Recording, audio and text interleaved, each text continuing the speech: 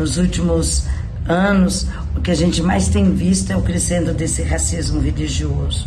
Há dados não totalizados ainda de quase 500 denúncias de violações de direitos humanos cometidas por motivações religiosas em nosso país. O que é que nós estamos vivendo? A barbárie da não compreensão do outro, do não entendimento do outro como alguém com direitos tais quais os meus. Essa é a grande questão que para mim fica colocada.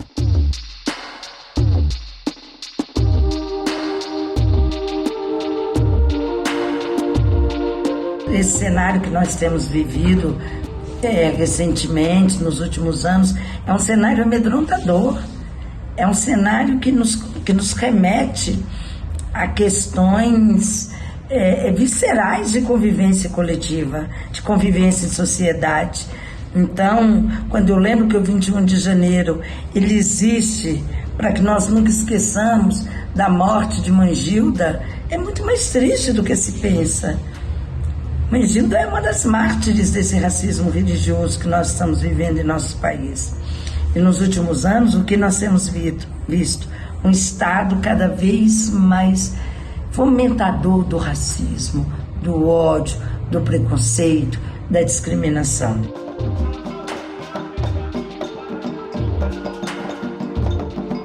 O que incomoda vocês não é a nossa forma de rezar, é a origem da nossa religião. Até porque se nós formos olhar as religiões, elas são extremamente semelhantes. Mas a nossa tem origem em África. A nossa tem origem nos negros e nas negras escravizadas pela ganância do colonizador. E é esse ódio que as pessoas não dão conta.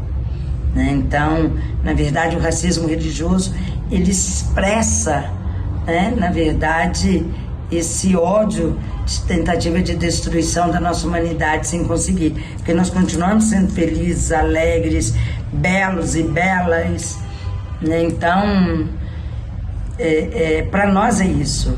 Infelizmente, se nós não tomarmos cuidado do nosso país, dessa grave doença chamada racismo religioso que assola o nosso país, Mãe Gilda não será a única. Nós teremos outros. Porque o racismo mata. E ele mata na subjetividade. Ele não mata só fisicamente. Quando destroem um terreiro, quando quebram o meu sagrado, eles estão destruindo essa minha humanidade, esse meu direito inalienável à minha prática religiosa. E é necessário que o Estado brasileiro seja responsabilizado por esses atos, que a Constituição diz que nós temos direito. E é obrigação do Estado proteger todos os seus cidadãos e suas cidadãs.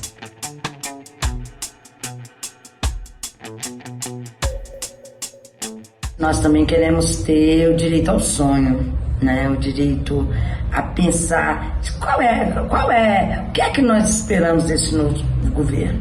Primeiro, nós sempre lutamos por um Estado laico.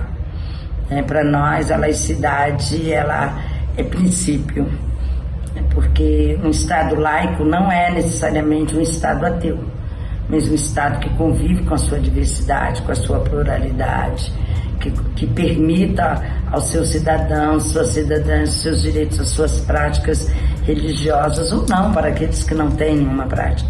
Para nós, a laicidade parte desse princípio. E a nossa expectativa é que o terceiro governo Lula seja o governo de reafirmar a laicidade como um princípio do Estado brasileiro. E nós precisamos urgentemente introduzir essa questão em nosso meio. Nós bem sabemos que em 2016 a democracia desse país sofreu um golpe alicerçado nas forças religiosas, nas igrejas, principalmente as igrejas cristãs, na mídia golpista e numa justiça que não era justiça, nós bem sabemos o que era. E nós não podemos reeditar essa história. Por isso nós precisamos urgentemente que esse novo governo do presidente Lula seja um governo voltado para assegurar a laicidade desse Estado. Nós não queremos 21 de janeiro para poder celebrar a morte de ninguém, para lembrar da morte de ninguém. Nós queremos muitos outros 21 de janeiro para poder celebrar a vida, a democracia, a liberdade, o direito. E a nossa expectativa em relação ao governo Lula é essa, é que seja um governo para todos os cidadãos e cidadãs brasileiros indistintamente, independente da forma como essas pessoas rezam ou deixam de rezar. Nós queremos que seja um Estado que se alimente apenas do amor, da esperança e da fé em dias melhores.